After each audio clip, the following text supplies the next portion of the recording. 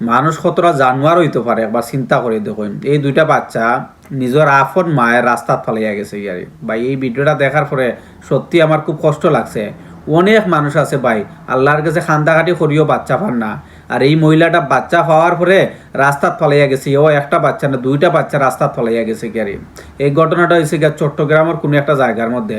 তো যাও এই পরবর্তীতে একটা সিএনজি ড্রাইভার এই বাচ্চা দুইটা তার নিজের বাড়িতে নেওয়া যায়।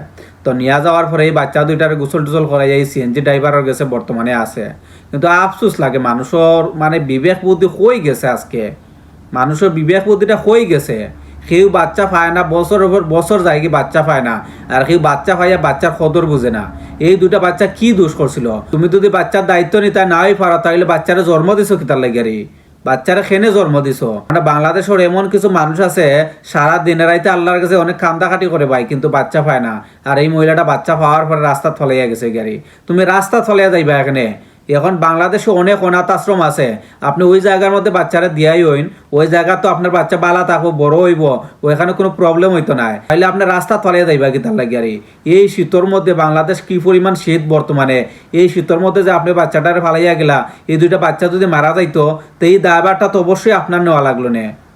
এই বাচ্চাগুলার তো যাও জীবিত উদ্ধার হয়েছে, যদি মৃত উদ্ধার হইতো তো সারা জীবন আপনি এই ফাফর বাগিদার হইলানে। বাচ্চা বাচ্চা আপনি জন্ম দিলে ওরা লালন পালন করেন, আর নাইলে খেউরির কাছে ফালখা দিয়া দেন, এতে একটা বালা কাজ হইব। এরকম রাস্তাত ফালাইয়া যাইবা না, রিকোয়েস্ট আমার, এরকম আপনার রাস্তাত ফালাইয়া যাইবা না বাচ্চা কাচ্চারে।